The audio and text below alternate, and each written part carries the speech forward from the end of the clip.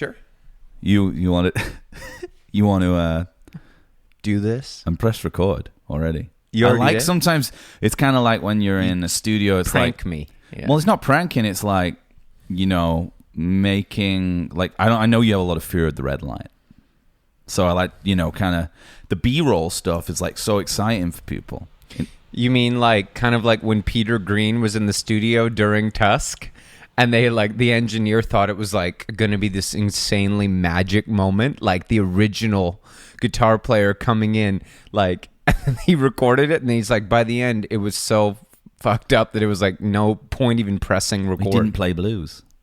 But then, 30 years later, they released the full blues, and they're like, it was a lot bluesier, a lot than bluesier, we thought. a lot than we remember. I like it with that story that they're just like. It Mick Fleetwood, Lindsey Buckingham just didn't show. He was like, "Fuck this." He took off. Yeah, fuck this. I don't care. And they're like, "That would have been." It's like dual, pick an axe. And they're like, "That would have been historic." Yeah, that's they said. Had Lindsey had sat down, exactly. Yeah. New school versus the old, sensei and kind of like a Karate Kid, exactly style thing. Yeah, so I'm just looking out for you, really, and the fans with a little bit of every. You'll get a little bit of kind of B-roll, kind of nice, behind the scenes, behind the scenes stuff. I just want them to know we're real people. Let It Be when there's a lot of sort of John talking before the take stuff. Yeah, exactly. Yeah, we're just humans. I Dig a Pygmy by Charles Hawtrey. That kind of stuff. Yeah, exactly the same. Actually, if you think about it, Lindsey can blues.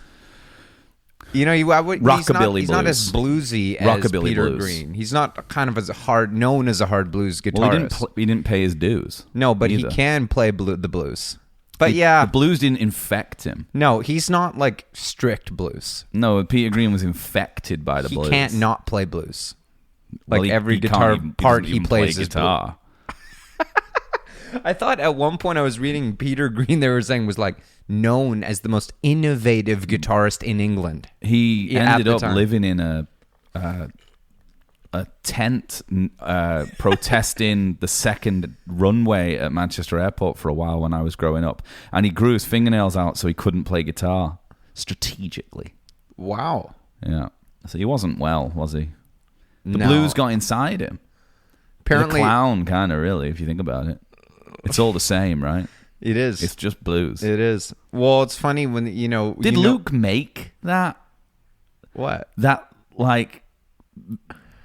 photo, kind of thing where it was, mountains or whatever. It was, all the different styles of music that exist, and above it in the heaven was blues. Like a sheep? Yeah, I think it was something like that. It was a sheep and a farm I think Jesus. that's one of those memes that you can change all the words to it. He made him. Did he make the meme? I highly doubt that. Yeah, I don't know he had a computer. I think he's more of a surfer. I was in a hot air balloon at that time. But when you're reading an article about Fleetwood Mac, yeah, for sure. And then I've read. And then they say, but Peter Green was having some serious drug problems at that time. Yeah. And you're reading about Fleetwood Mac, and they say that, it's really gnarly. Well, it'll be down, won't it? Yeah, it'll be. It's down, it'll be not junky. up. It'll be junky. Yeah. Hey, welcome to Impossible Way of Life. If you like this show, subscribe to our Patreon. Patreon /probably an Impossible Way of Life. Might be Impossible Way of Life. It's one of those. It'll come up. We have, and I want to thank all of the patrons, 50 patrons at this point, which actually is crazy. I'd also like to say, if you are a patron already, tell your friends about the show. Yeah. Exactly. Because it helps us. Yeah. Frankly, we were out last week because it's summer here. It's really, we're going to do an episode down at the beach, actually. First day of summer here. I'm calling it. Okay. I mean, we were down at Smiley McNasty's or whatever that Irish bar's called, eating pochos and I know, but beers. I'm talking the feel in the air. It's a feel for there's sure. There's a hazy, and a kind of Beach Boys kind of style. Hazy heat. Yeah, it's quite hot outside, and it's weird because when you feel hot outside, you're like, "Do I have COVID?" You know what I mean? Mm-hmm. Kind of heat kind of goes through your body, right? But we were out there drinking a couple of beers, kind of like my birthday. It was like a birthday. Yeah. It was an Eye-Wall birthday thing, mm-hmm. and we just put the tab on the patrons, which is incredible. You were very emotional. It was You were like, can special. you believe this? Like, we've just spent $150 on beer, and we just thank you. Well, we've been working. Research. We work hard, even though we do the minimal amount of research possible and give you the maximum output. It's from maximal. That. It's minimal, maximal. Well, it's a duality. Lo-fi, hi-fi kind of operation. Lukewarm water. Yeah, but Fire and ice. we work hard. Let me tell you, we do a lot of these, and it felt good to actually, Hang out. because certainly from my music career, I've never been able to do anything like No, that. absolutely not. And respect myself in the morning. Yeah, I'll just spend exactly. my merch money on a $200 nachos and beer night. Nachos. But anyway, They weren't thank very you good, by because the way. it gave us the fuel to continue. And it is fuel. I kind of think of food as fuel. Yes.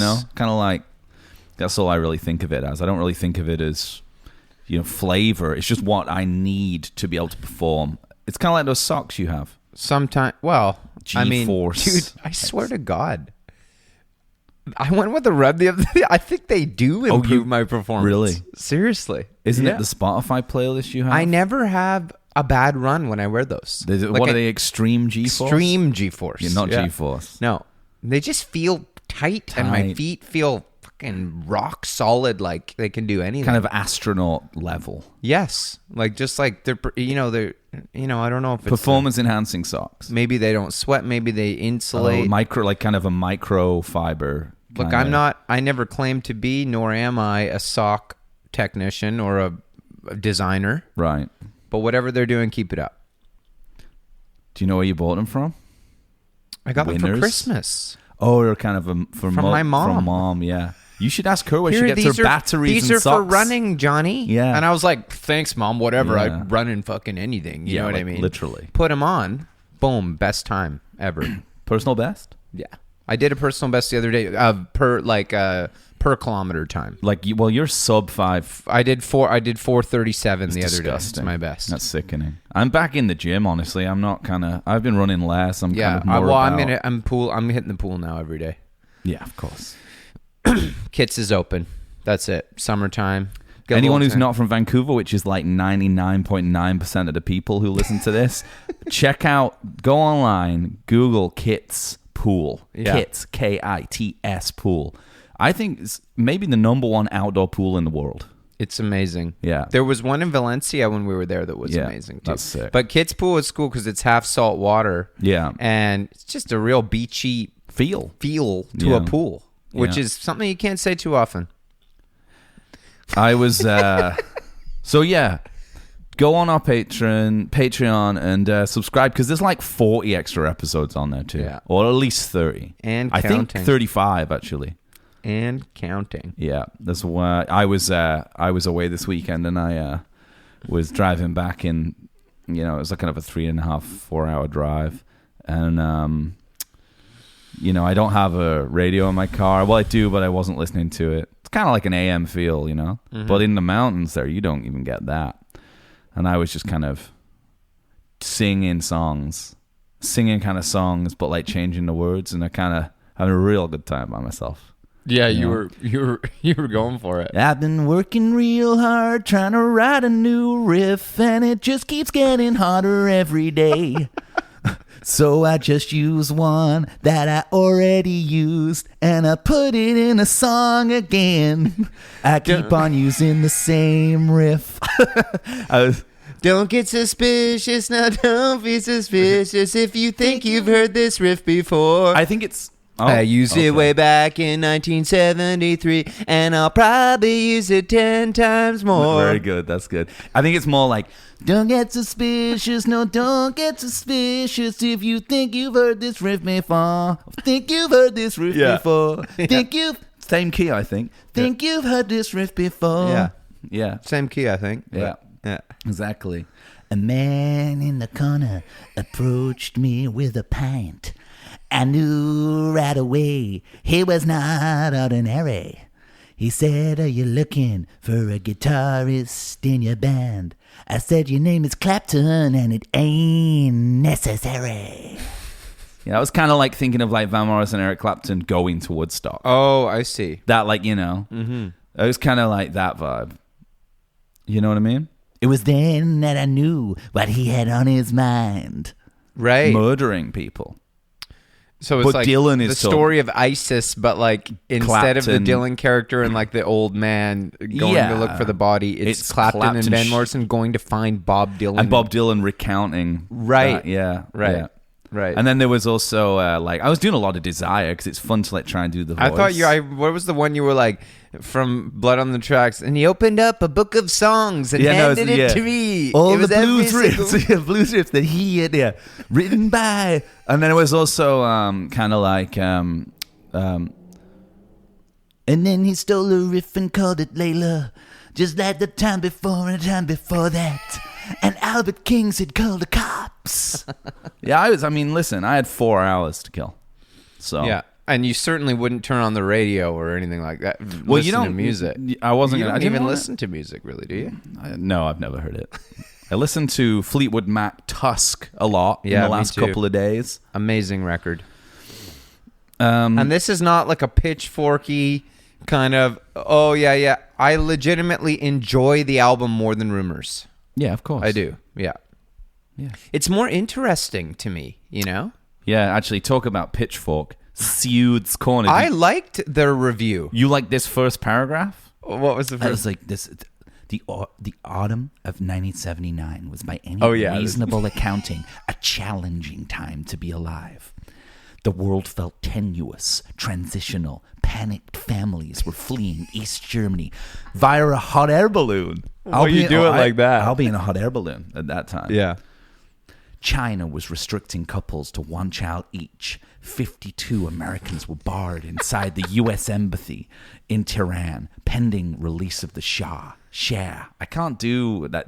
I can't do R's in this American accent. It was also the year of Tusk. All that stuff. Stupid intro. But I did... 2-word review for that intro. I did kind of like the... I read the whole thing last night. Yeah. I did. Well... I know what you mean. Yeah. That I don't know if that stuff that Lindsey Buckingham was really thinking about in his what did you say? Cocaine blizzard that he was. Well, no, it's exactly. I don't think he was the, worried about it's like the China's Thin one Lizzy child thing. policy. They're just looking for an angle. Yeah, but the angle's there for all to see. He's embracing new punk and new wave. Well, and then she goes on to describe how the songs make you feel like Lindsey Buckingham and Stevie Nicks' relationship is like the great Shakespearean romance of the 70s in rock. And I sort of liked that angle. Like, it was cool that to think maybe of them it's so public and it's so fueled with this kind of... I think it's more... I think the take... you be fucking careful with that coffee. It wasn't the coffee. It was... You be careful. A rat. There's no rats in here. I think I smell a rat. There's no rats in my house. We had a mouse problem, I'll admit it. But that we dealt with it. Those little bastards. I think that the tension in the band isn't on this record, between Lindsey and Stevie. Uh-huh. I think that it is, and it's not tension, but I think the kind of duality, as it were, is between Christine and Stevie as the two kind of pagan princesses. They are like a bit of a fire and ice team, because Stevie is and I think this is a really important point for our kind of pirate pagan pilgrim stuff, is and we got into it a little bit before, and when we started bringing English bands into it, and I was like, yeah, but English pagan's really different. It's like seafaring wanderers, and it's like a lot of blood and earth stuff, really phallic stuff, whereas it's Stevie is the pagan energy in the sense that she's like the mystical star looking upwards energy. Sure. So she's like crystals, sky, moons, and stuff, and waves. Christine McVie is the eternal wanderer, the pagan British energy, and they're it's like there's the two sides of paganism within the band. Yeah, and also neither of them, quite frankly, are like the star in the band either, which is really interesting. Certainly not on this record.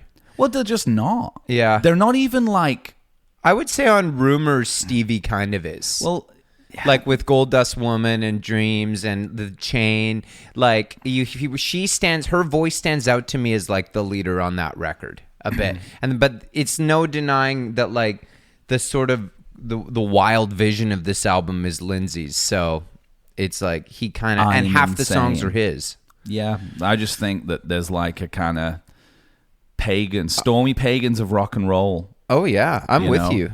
I think that's what it is. But like they're like not. It's weird. They're like not superstars either. This is the thing that's interesting about Fleetwood Mac to me is like none of them are superstars. It's like there's no like Tina Turner character or something, or like Stevie Wonder character, like these big like superstar people. I was trying to think about Stevie Nicks and like where her energy comes from, because it's so ubiquitous with her. But maybe like she's like, could she have been like influenced? Is she like a West Coast Patti Smith? Like, is Patti Smith before her, kind of? Yeah, she's before her. Yeah. Well, kind of same time. Yeah, but like when she starts getting really mystical and kind of crystally. I guess. I think of Patti Smith more as like a poet turned rock and roller, you know? Yeah. Whereas Stevie... Rock and roller turned poet. Yeah, or just a pure singer to me, like an you know. So she's excitable, and McVie's quite terse, and that's the fire and ice. But definitely, they both have a certain like avant-garde appeal to them. I love the story of you know that Sarah was about an unborn child of Don Henley's. So sleazy, disgusting. Imagine how dark that party was. And couple of girls ODing in his bathtub as he's like, Stevie's coming over, she'll clean up this mess or something. Pregnant with his unborn child, like with dying kids in his house, and like, and it's is that all happening at the same time somehow? It is. Wow. Yeah, I mean, it's all happening because it's like the late 70s, isn't it? It's not like brutal. The Eagles are done. Yeah. It's not like the Eagles are just like post-disco Strangler. Yeah, they're working on the long run for 3 years. I think that came out already. Maybe. Oh yeah, because this is 79 or something. Yeah, I mean Punk's dropped, right? Like the Eagles are a joke. But she wrote Sarah and did a 16-minute demo and played. I thought it was actually kind of cool. Played it for Don Henley and J.D. Souther, and they were like, you know what? It's almost not too long. Yeah. Which is kind of sick. They were like, it's like a story of like your whole life and relationships. Like, but like weird playing it to like, why do they all get off on this shit? I know. Like they're all like, this is like the whole story of Fleetwood Mac, I guess, or at least it's the myth around their art is that it's like they're like singing songs to each other about how their broken relationships and stuff. I'm not sure that stuff, the sort of hubris is real, actually. I know, but here's what I like about Tusk is that if Rumors is a record of, about breakups, full of love songs, and about romance, what I think is really cool and interesting about Tusk is that it's like about once you go past that and still have to work with people creatively, which I think is cool, like walk a thin line. I think all that stuff's just like, I think that's all just stuff that people like put on, like, you know, kind of. I guess, but like it's in the lyrics. You know what they're really sparse, like. You know, the what lines I think are is there. cool, like, I know I'm not wrong and all that stuff. I guess so. I actually, but I mean, like, people just write songs, don't they? Yeah, but like... I actually think it's the most interesting thing about Tusk is that it is a nickname for my own penis. Right. Yeah. I actually think that is kind of worth pointing out before we get kind of into, you know, the lore of being Tusk. Good. It actually, no, it can still be good and be a nickname for my tusk. Yeah. Yeah. Tusk energy. I think. You know what I mean? Oh, yeah. Well, I'm Mick Fleetwood. Oh. Yeah. You know, the thing is, it's incredible, is I was with the... and it is, you know, obviously, like, this record is, you know, a lot of people say it's about, you know, relationships and finding kind of creative ways post-breakup to deal with each other.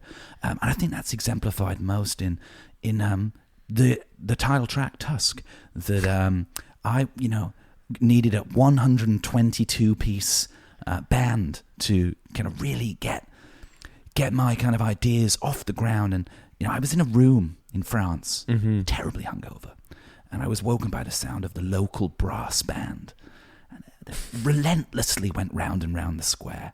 And as the day went on, they got drunker and drunker, and so did we. And I thought, what a good idea for a record.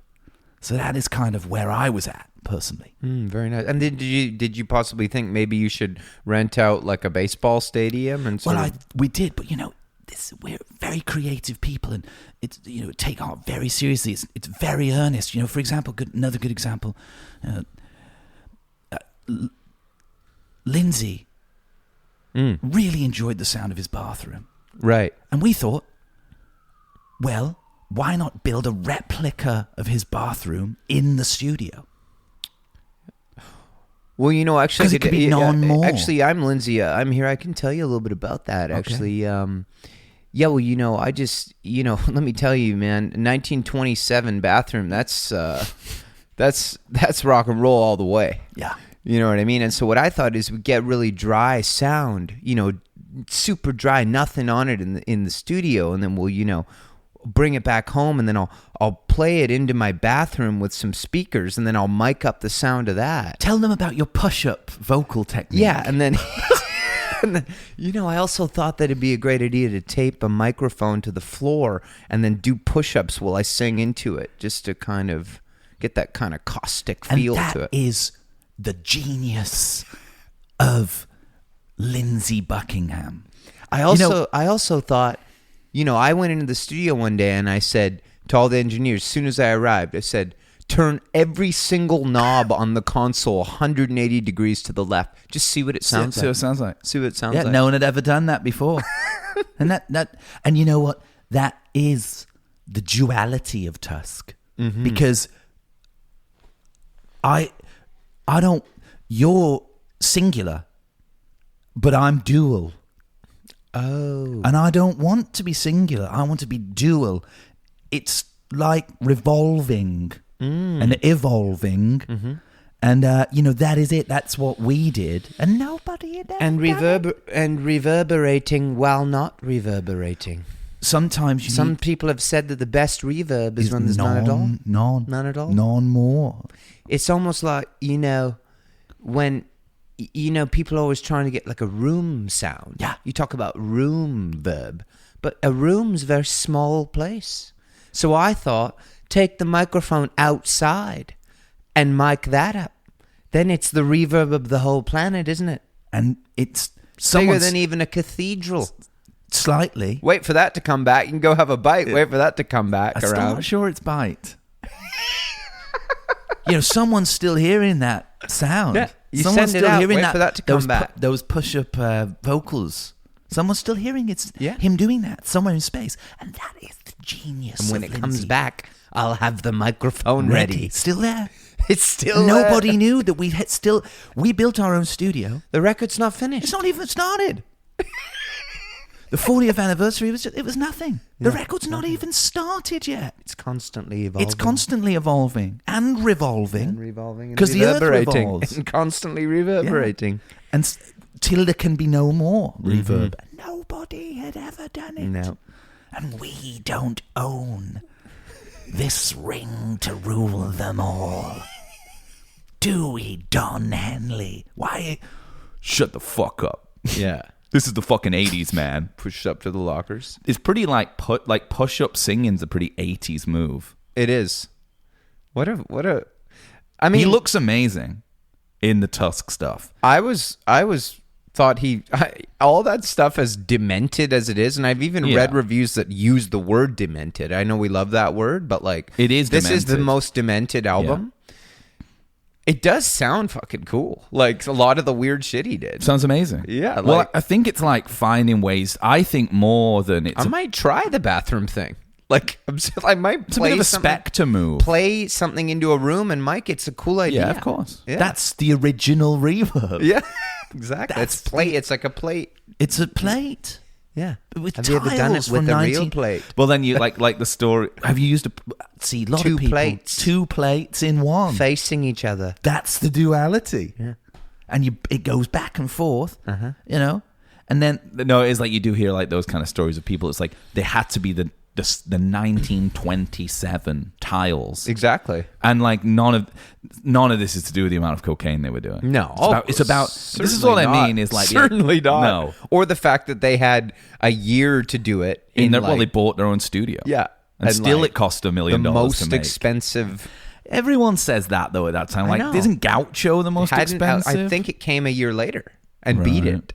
Yeah, and like. I don't know. It's also like, is it not like so uniquely opulent though, this album, that it's like you're a band that's already in a cocaine blizzard. You make the biggest record of all time. Yeah. And then it's just like, shit, we're going to go even deeper. Like, it's like, so there's no other example I don't think of more in history that's like that kind of. But the White Album? Well, but then they just like made more like great albums. Like they done it before and they kept going. Like, well, so did Fleetwood Mac. Mirage is pretty Tango in the Night bad, rules, dude. Though Mirage is like Lindsey Buckingham goes away from punk and back to blues. Yeah, it's strictly it is all the way back and round. It's like you listen to it and you're like, oh, that's when like he got a new dealer and it like got dark or something. He got Peter Green's dealer. Yeah. Well, he also made like a couple of solo records, and the band was really splintered because Stevie's solo stuff's not very good. Belladonna, I'm not really into some big it. hits. Yeah, but she also was just trying to hang out with Tom Petty and join the Heartbreakers. It was like everyone getting into the 80s was having a weird time. Like, the thing that's cool about, and I think that this is what all I mean, is like, I don't think it's about like their relationships and shit. I think people just like put that stuff on them. They and make it about that because it's a good story. Yeah, I think it's about like Lindsey Buckingham. He's not even 30. Yeah. He's just fucking like into punk and new wave, and like, it's like literally like punk's happened. It started, and that's what I mean about Stevie Nicks and Patti Smith too. I just think that like Fleetwood Mac, because they're like a grand, like old sort of bloated godfather of classic rock, like you think of them in that same world as like Led Zeppelin or Pink Floyd or the Eagles or whatever. Of course. Or like even earlier, like, CSNY. And because they kind of touched on some of that stuff with their sound prior, with the Lindsey Buckingham records, it's like very kind of like sun-kissed 70s, like California. Like the Bucks Nicks stuff. Yeah. Crystal and all that kind of stuff. Keltner's playing on it. All the guys are there. But I just think he's like, particularly him and Stevie, are like just in their 20s.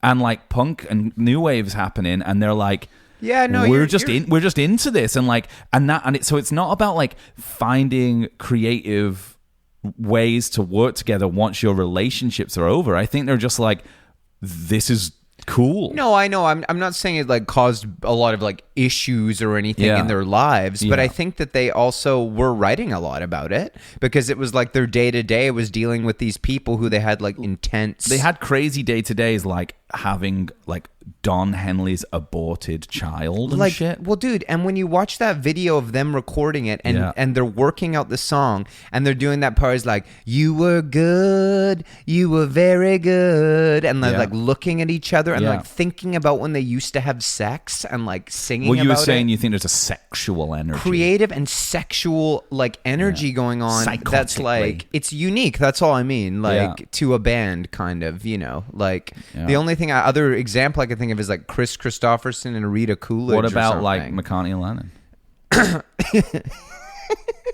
Okay.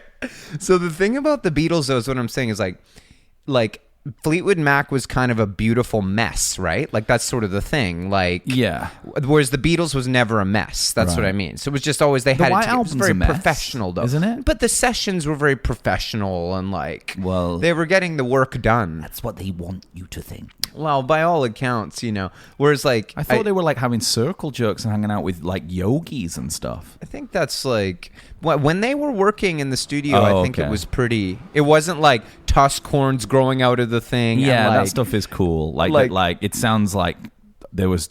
That's what I mean. Coke, you make all this money. You make one album, and you make obviously they had the first album was good too, but you make one album. You're like, holy shit, it's the biggest album in the world. Yeah, and then you're like, we have to follow this up, and there's all this stuff going on, and it's such a mess. And that's what I mean. That's why I find it unique. Whereas the Beatles, it wasn't like overnight, kind of like they were just like, yeah, we're the Beatles. We'll just keep making records until we don't, you know. Yeah. I don't think they were ever like under any pressure to, kind of fuck with the model that they'd built, or like they just did it because they wanted to. Yeah. Or they were naturally evolving or something. But isn't that what Fleetwood Mac were doing? I think that there was a lot more kind of what do we do now post Rumors thing. The label wants this. We have a lot of people in the band that are writing different styles. And, I just mean, it's unique to me. I think it's quite similar to the White Album still. Yeah, maybe. Because they've got three main writers. But George didn't really get much of a say, did he? Piggies. It seemed like he really got the shaft. Like, All Things Must Pass was fucking, like, they recorded it. Yeah. And Paul was like, no.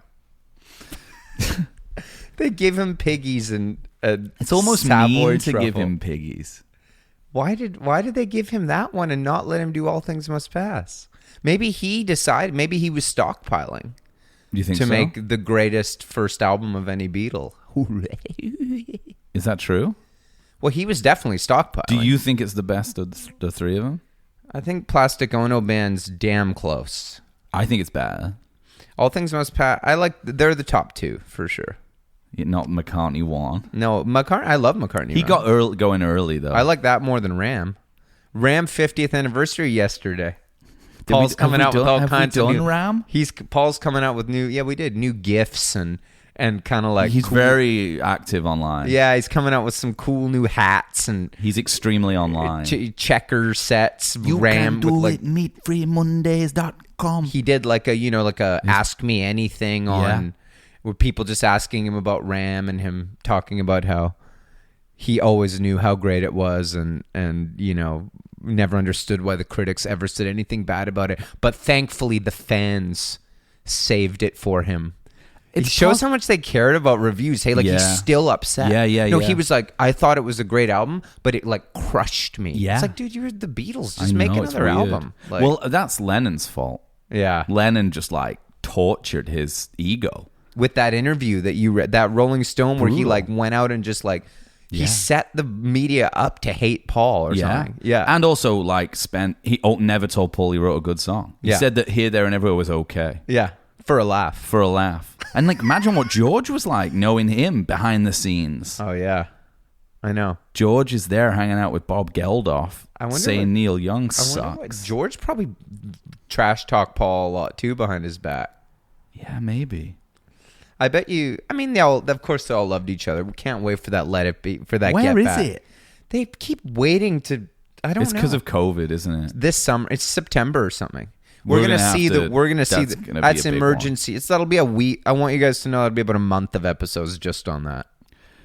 That might be when this podcast, like the zeitgeist of the world, meets up with this, and we suddenly like it's important what we're doing. Well, we'll probably be on a panel with Paul McCartney discussing the film. I that assume time. so. Yeah. Yeah, And kind of Peter like Jackson in Cannes talking about. Well, people want to know about the Lord of the Rings version of and just rock. What was that again that we did? Well, I was saying that Peter Jackson's only ever done Lord of the Rings and Beatles, and he sees the story the same way. We did right? too, and it was how again? Well, it was because Paul is clearly Frodo. Oh yeah. And he's bearing the burden of the band, which is the ring, Yes. the Beatles music. Yeah. And then he sees the only way to save the band is to cast the music into the fire and destroy it by breaking up the band. And who was John again? We Boromir didn't or really something? figure out who John. I kind of like John as Boromir. I'm still working on it. Who was Gollum? Yoko was your theory. In my theory, that makes sense. Yeah, and and we figured out that Sauron was I think Spotify in general, maybe, or Alan Klein, the manager. Yeah, it was. That's true. And then who was like Spotify? Because eventually, like that's what wins out. And who was Legolas? George. Yeah, George is kind of a Legolas elfish. And then Ringo is Samwise? Ringo, of course. Yeah, Samwise. Just there. I'm just hanging out. And George Martin is Gandalf. Gandalf, of yeah, course. That makes sense. Yeah. Yeah, I mean, it's... And then, like... He's just telling the same old story in a different, new way. He's like, Lord of the Ring, no more books, damn it. He's like, okay, Beatles, of course. Yeah, it's true. So he uses all his money, gets all the footage. One time I did acid and watched the first Lord of the Rings movie when it had just come out with my friends. I believe it was like with Nick and Paul, maybe. And Fellowship Mugga. of the Ring? Yeah, and it was a fellowship of, You dudes. guys were- watching it. But I remember watching it and being like, realizing like towards the end of it that like there was going to be no end because the next two movies hadn't come out. That being quite traumatic when you're on acid. Being like, wait a minute, there's no end to this. But Yeah, you should have just... well, I've read the books. yeah, or you when I was a you kid. probably could have found I've some like read them. really bad like 80s like... The animated one's good. That's great. Well, it's Yeah. half live action, half animated. It's really cool. Yeah, it is. I remember having it as a kid. Yeah. Anyone wants to That's only add- the Fellowship too, though. Yeah, They didn't anyone do wants 2 to and 3. add to our kind of Beatles, Lord of the Rings characters, DM us if you have any ideas. I'm just sort of thinking about who like Alan Parsons is. John Leckie and Alan Parsons, like they go on to have like Well, they're on the journey. They're yeah, part of the and then Fellowship. they There's kind of a lot like of people. they're in the Silmarillion or something. Yeah. And it's kind of like yeah, exactly. Like, the Maharishi Mahesh Yogi is like maybe like Elrond. Who's the tree guy? Oh, the Ents are kind of like No, the big tree who's their friend. yeah, those are called the Ents. There's many okay, of so- them. okay. But Treebeard. Treebeard, yeah. Yeah, I'm not too sure. Kind of. Let me think about this. I'll make. Well, a yeah, little- because you've had more coffee than me. I'm a bit groggy. I think when you Well, just I feel a little groggy. We're just getting going here. listen. I'm just trying to figure it out once and for all. What? Let me do a little. I need to look at the characters. In, Well, you know what's really me just clear? pull it up here It's all and- going to come clear, James. Yeah. When the movie comes out, yes, that's when we're going to see it live unfolding, and if you keep unfolding, and we're going to see. Like, we'll be able to draw a parallel. You know how you could sync up The Wizard of Oz with Dark Side of the Moon? yeah, So it'll be like that. You could put on the Lord of the Rings So movie true. and the Get Back sessions. that makes total sense. Yeah. Yeah, I'm just looking up on Wikipedia here all the characters in the Lord of the Rings. We got about 40 people to fit into our theory. Who's Aragorn? That's John, maybe? I just don't know about John because I think he's kind of the he dies. Boromir dies. Yeah, I so I know. think It's he's kind kind of of the important. flawed human, and in the end, he comes to terms with his ego. Yes. he's laying by the tree. He Yeah. realizes his obsession over it was wrong, Yeah. and then he dies. It's like John sort of gave that interview on the beach and felt like that. I see Yeah. him, similar kind of flawed human character. Who's Bilbo? Blues? Paul's Just blues, I think. yeah. Well, Bilbo's Frodo's Like rock and roll. uncle. Yeah. Like Chuck Berry Little or Richard something. or something. Yeah, yeah. They did it first. But they didn't go that far. I'm trying to think of who Skiffle. It's who- Skiffle. who It's Skiffle. It's some Skiffle artist is that. Right. Never went to America though. Mm-hmm. So it's just set in the Shire, really. Exactly. Like Slay the Dragon, which was But here's the thing. No, I think it's different because you know how in Lord of the Rings, Bilbo is like still kind of obsessed with getting the ring back. He still wants it. 'Cause he's- So it's yeah. like he's dated though. He's out of date. So it's almost like a kind of a Chuck Berry, Jerry Lee Lewis. they're type, obsessed who's like, with I being want relevant still. Elvis. Elvis is like Yeah. Bilbo because he's like threatened by Yeah, these threatened new, by it. and he's like, I We've got want armadillos in our trousers. music back. Yeah. And these But guys Quincy have won't taken work it. with him because he's racist. It's Yeah. like, dude, it's not like Exactly. that It's anymore. like you're in the last book. Yeah. We're the new stuff. Yeah. Yeah. Elvis. Elvis is probably Bilbo. Yeah, I think so. Yeah, Yeah, maybe. I like that. What about Gimli? From Pawn Stars or whatever. Pawn Stars. Oh, that. No, I mean, no, the Middle Earth one, not the guy who had Yeah. Dylan's record. Chumley. Too Chubbly. Who's Chumley? He's the guy in Pawn Stars. Yeah, but in this, he's got to be in this too because he's a classic eyewall character in my mind. yeah. Gimli. Yeah. He's a dwarf, yeah? Yeah, he's a dwarf. Yeah. Kind of part of the Aragorn Legolas trio. Yeah, who's Liv George. Tyler? Was she Galadriel, Yeah. She's princess something. Well, she'll no, be no, no, one of not Galadriel. That's Kate Blanchett.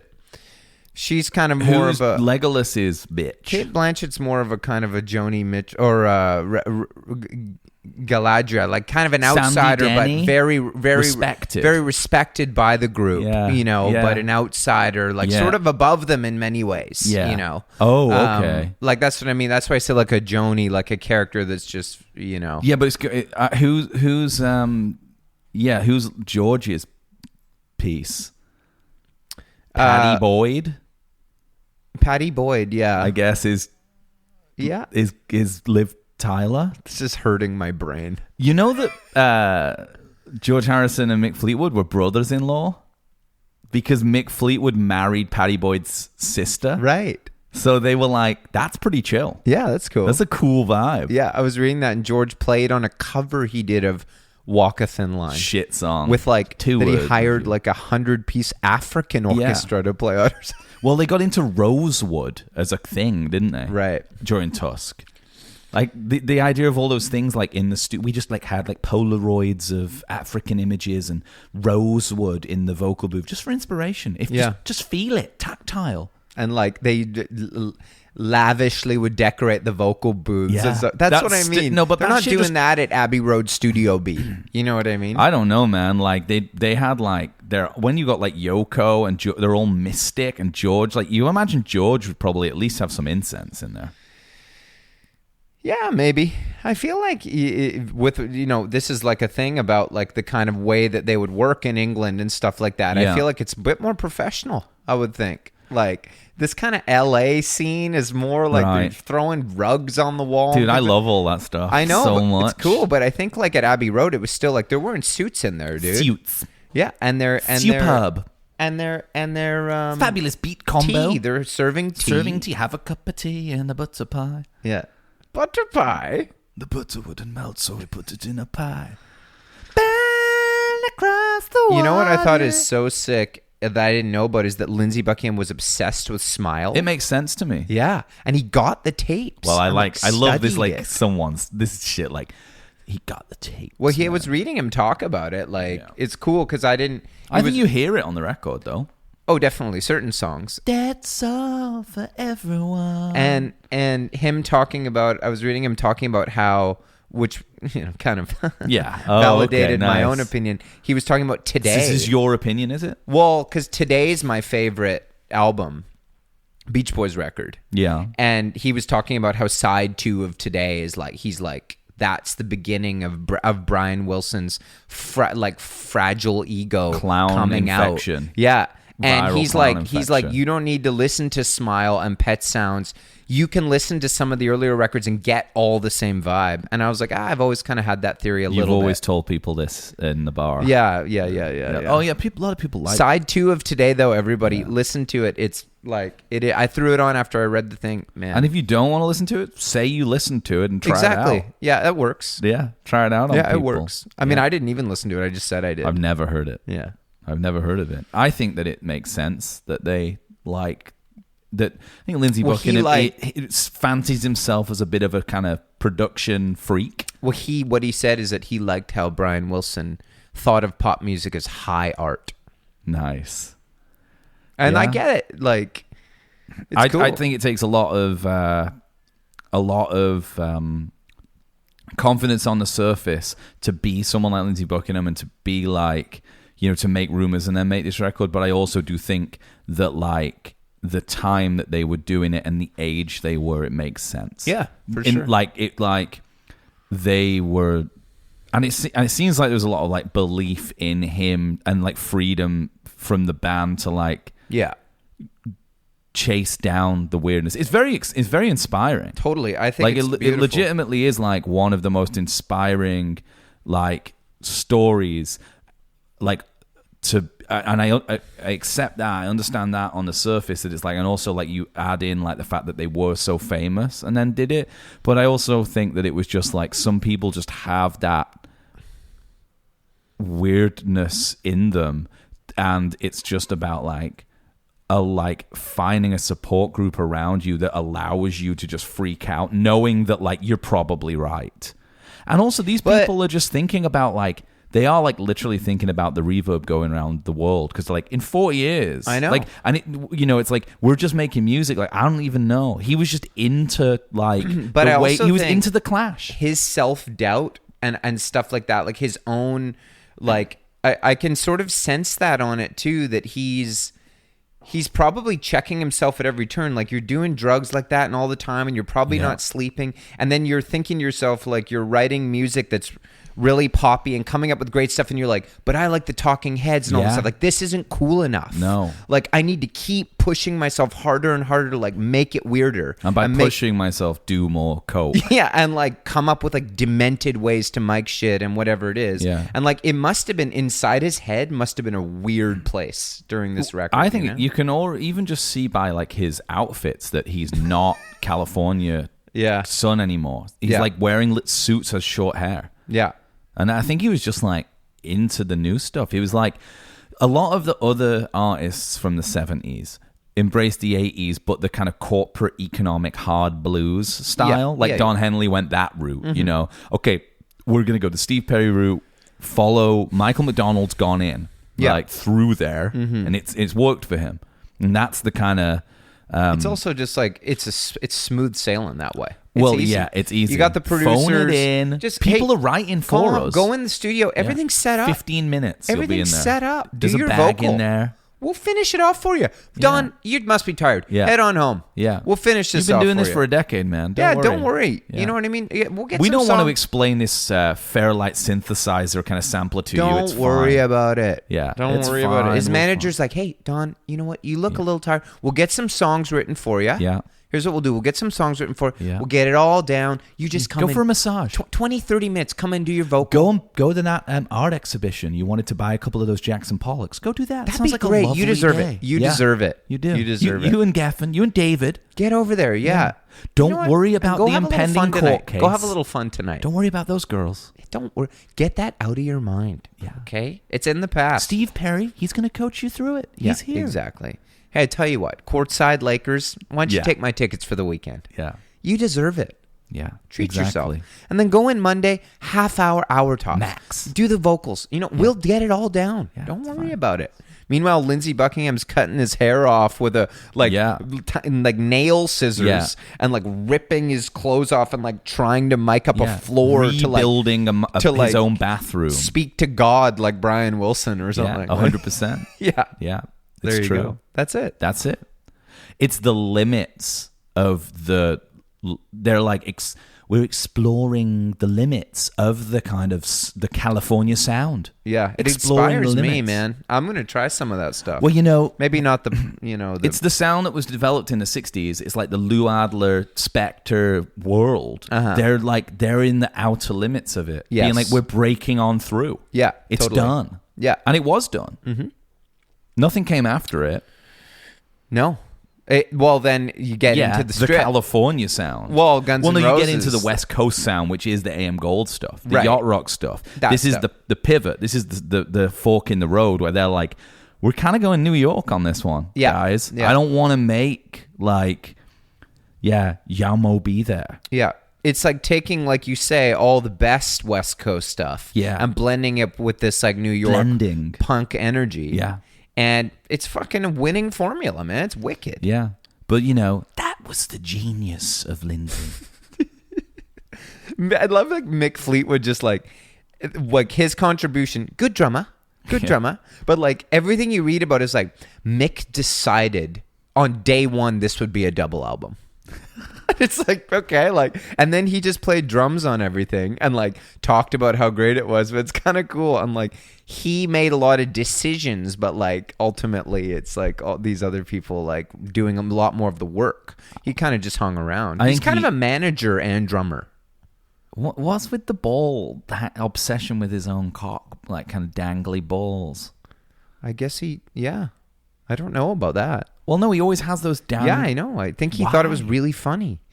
The engineer said he used to put the elephant tusk on and like come up and like poke him in the face with it, and he was like got really annoying really quick. They do it for like months. Humor. Yeah, like, hey, check it out. It's my cock. Tusk. Hilarious. Tusk energy. I'm just gonna. And everybody's like, that's why they called the album Tusk. And then, but like real sort of intellectuals was like, I would never, that's just an infantile opinion. Clearly it was based on this artwork they were all very interested in. Yeah. I think they called it Tusk because it's like a joke about a pretty cool penis. name. And it's just a joke about his penis. Too, I think probably. it's a penis thing. I'm gonna look up. I'm just looking up the Wikipedia here. I'm on wikipedia.org. Tusk. It's going through the songs here. Over and over. Yeah. Let's go through them one by one. Beautiful. Yeah. Dynamic. I mean, right? I need those kind of like safe ones. Yeah. To give me that flow. Well, the flow is horrible. The sequencing is demented. Yeah, it is. It's demented. Why is the ledge second? It comes on, you're like, because that's like pitchfork cool. You sit around the fire and you like throw on over and over. Yeah. And you're just like, oh man, yeah, like they're back. You take a puff on the joint. Yeah, they're back. And you're just like, oh yeah, here. And that's like, oh, Papa Van. And you're like, well, that's the duality. Scary. It is a That's bit when scary. the trip would turn bad. If you're like, dude, I think the acid's kicking in. Yeah. Throw on the new Fleetwood Mac. Comes on, you're like, oh my God, I'm in heaven. And then the Yeah. ledge comes in, it's like, it's hell. I'm like down. like first listen, you mean? Yeah. After Rumors, you're like, just Yeah. throw it on. Well, I guess that's like out with the old, you know? Yeah. Because you have to rip it off. But then, like, Count on Save my Me a fingers, Place, count you'd on be my like, toes. yes. Well, that's, no, Think About Me is the third wicked. one. It's still like... Perfect pop song. But it's still like recorded weirdly. Yeah. It's nice because it's like, it still feels like it's deconstructed to some extent. Like it doesn't groove. No. Like some of the stuff on like their earlier records, it's kind of like sounds a bit disjointed. Yeah, definitely. It's angular. Angular. That's the word I'd use for a that's lot of good, this yeah. record. New wave. Yeah. Yeah. Yeah. Yeah. It's new wave. Great chorus lyric though. Don't hold you down, and maybe that's why you're around. Yeah. Wow. That's awesome. So just like once in a while. Do you think it's Think about about me. Dennis? I hope it is. It's about, well, she was fucking Dennis Wilson at the time. Yeah. They're out on their like yacht. He's got his I read one time that he had like a 2 liter of Tropicana, and he'd drink half of it, pour the gin into the other half. And that was just his move. Just looked like he was a California guy drinking OJ. Yeah. Vitamin C. Yeah, vitamin C. What was the quote that I found for you yesterday? And it absolutely blew my mind. Journalist Adam Webb described the Tusk recording sessions as a cocaine blizzard from which Christine McVie's then boyfriend, Beach Boy drummer Dennis Wilson, never really came out of. Yeah. So that was it. Tusk was what destroyed him. Hanging out with Fleetwood Mac. It infected him. Like, wasn't Smile that destroyed him. It wasn't like, Mike Love. Well, Fleetwood Mac are pretty clown too, dude. They can be, for sure. Yeah, maybe. I found out long ago. Lindsey can go both ways. He can go all three because he's very piratey with some of his guitar playing. Oh, definitely. And his look in certain eras. Yeah, they had a... Yeah. Yeah. But you know what I mean? It's like, it's almost like people who party with the Stones. Yeah. It's like Fleetwood Mac. It's like ruined Dennis Wilson. You know, takes people out. If you go like Graham Parsons, you go like party if you go with in Keith. there, yeah. Yeah. You don't come back, dude. Some Graham people never don't. came back from that. It is like, there was a thing, I saw this photo the other day of like the Beach Boys like original lineup, but in like the late 70s. And it's like... It's like all those guys in there that you don't even know who they are. No, it was when it's like still the Wilson brothers, Mike Love, Jardine, Bruce Johnson. It's like that kind of era. Yeah. And it's like, well, like, I don't know who they are because the Beach Boys, obviously, we know is John Stamos, Mike McGrath, and Mike Love. Mark McGrath and Mike Love. But I saw this photo of them, and it's like they're all kind of in this photo, and like all three of the Wilson brothers look like they're slowly killing themselves. Oh, yeah. You know, like they just Yeah, look yeah. fucked. And like Mike Love, Al Jardine just look fine. Oh, Look yeah. really well. Yeah. And you just like, it's so sad in the photo because it's meant to be like, hey, photo for, I don't know what record it would have been, like LA or Dude, something. Dracula's, man. Yeah. And like, you just like, Adrenochrome, like you yeah, said. Dennis Wilson looks like he's sat with his brothers and they just look like they're slowly dying. And they were. Yeah, I know. Look at this. Like, remember, have you seen this? Like, I posted this. Look at this. The Beach Boys, 1975. These two guys. Okay, like, look at these guys, right? Yeah. So I'll post this later for you guys, but I did already. And Dan Calusi, God bless him, sent me this. It's true. He wrote to me. It's these two guys who no one's ever seen or heard of before, who were in the Beach Boys in 1975. Dan said, obviously, like, full credit to Brian Wilson for everything he did, but I wish Steve and Eduardo got more credit to their contributions in the band. Steve something and Eduardo something, who were just played bass and guitar in the Beach Boys. I like Eduardo's look. Yeah, he's got a good look. I like Steve's looks kind of. Well, like, I'm casting aspersions there by suggesting I can tell which one's which. I'm going to say that the. Well, he looks Hispanic. Yeah, I'm going to say the Hispanic guy is Eduardo. The guy on the left has a kind of a new wave feel. Yeah, he looks a little bit like he's in the Cars. Yeah, he does. Or something. Or Weezer or something. Weezer. Yeah. Weezer, yeah. Pink triangle, all that kind of It's stuff. such a funny picture, though. The Beach Boys. It's like these two guys. I guess that's how it's worked with that band. Anyone can just say they're in it. Well, it's where kind it's of going. open source. That's where it's going. Well, I mean, we talked about like the franchise idea. Yeah, of course. Which was a great patron kind of message I received. Yeah. The kind of idea that they could franchise out the Beach Boys like McDonald's. Billions served. Why all have over one? America. Yeah. Every town has their own Beach Boys. Every town has a Beach Boys. Yeah. And they all just play songs that, and Mike Love sits and just sort of regulates like the orders. You have to do specific things. You have to pay into head office. He's like the Michael Keaton character in that movie, The Founder. Yeah, he's Michael Keaton. Yeah. Mike Keaton. Mike Love Keaton. Just a big shout out to John Stamos and the boys for their big Memorial Day Petco Park show. Bigger than the Sabres. Yeah. No, bigger than the Padres. Yeah, bigger than the Padres. The Padres can't even sell out. I was a bit stadium. pirate there with Sabres, Yeah. But I just want to say it's a Memorial Day, miracle that we could, no more lockdown. Everybody's back. Music's back. What does John Stamos say? There's a video Luke said as if he's like, he's just like, I just want to thank all our troops and he's like everybody, troops, and he's like, this has been, he's like, I thought things were pretty bad before. He's like, but now our world, things are topsy-turvy in our world, but now, everything's just totally upside down. And he's like, but at least we have the Beach Boys music to get us through it, right? And a few people cheer. And then he goes on to, he says, I wrote this song back when I was on Full House playing Uncle Jesse. Yeah. 1, 2, 3. If every word I said. Yeah. Yeah. Brutal. Yeah. Brutal stuff. Brutal stuff. Yeah, I'm just looking at this here.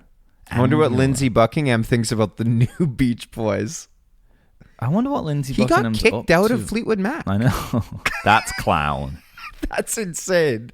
They kicked him out, and he was like, this is a joke. Christine McVie doesn't do it either, does she? She's been out for ages. She's like, I can't be fucked with this.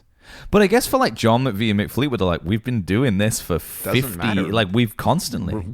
I don't care who plays guitar. Yeah. I don't care who plays guitar. I think they like live like Mick Fleetwood's Instagram is pretty good. I think they're like him and John McVie like are neighbors in Maui.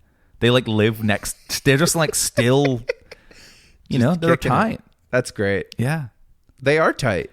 Yeah, and something to be said tight for... little rhythm section. Good drummer. Something to be said for, like, a rhythm section that...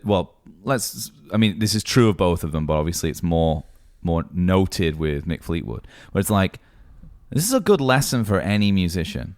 That, like... Everyone knows Mick Fleetwood is a really good drummer. Like, everyone knows it. Not just drummers. Yeah. Everyone knows it. He's ubiquitous in pop music and classic rock music as being like one of the best ones. Yet he never does anything to let you know that he's one of the best ones. Yeah. He never like overplays anything, picks his moments. If anything, he does things sometimes that make you think he's bad. Exactly. Which is amazing. And the only moments on Tusk that are like he's going like animal style on are recorded so badly, which is so cool. Like with What Makes You Think You're the One. But like, even his playing on that is it's strange. Great. I think he's embracing punk, man. Totally. It's awesome. Yeah. But you know what I mean? Like, try to play that part. Well, try it. Try that. My old band, we used to cover. Listen, you might be able to play "Fool in the Rain," but like try playing What makes you think you're the one? Yeah. You know, yeah, sure, you can play the Purdy Shuffle. Rosanna. Like, that's the thing. Try playing what makes you think you're the one. Singular, isn't it? Yeah. I mean, singular. you could play it, but never the exact same way. Yeah, like kind of like Smells Like Teen Spirit. Yeah, exactly. It's like no one can really actually play that Well, song. sort of like Sweet Jane, too. Nobody knows there's that B minor in there, you know? Well, exactly. I know. I could show you. Do you have a guitar here? I could show you. You don't have one? Yeah. Oh, you don't? I actually No problem. I'll go you know, get I mine. like don't like honestly. It's like I like don't date girls if they don't have a guitar. I can just like pick up when I'm here. So I think that's right. I think it's like more like those types of people. Like they don't want to play guitar. It's like don't get the guitar out. No. They're just like no. Like we're jamming later. We're not playing now. It's that kind of thing. They don't want to. They don't want to play. Yeah. We're listening right now. Oh, we're listening. Yeah, we're To listening. me. Yeah, we're listening. Talk. I'm telling you about it. I don't want to show. No, we're not going to play it. Excuse me. Can you just put the sticks down? Yeah, if you have an idea, we'll do it at practice. Talking through the microphone. Yeah, if you have an idea, we'll do it at practice. Okay. Do you want to go get some lunch? Yeah, actually, I've got a good story about Tusk, but I'll save it for part 2. Yeah. Okay, we'll do that. Great. Okay, bye guys. Bye.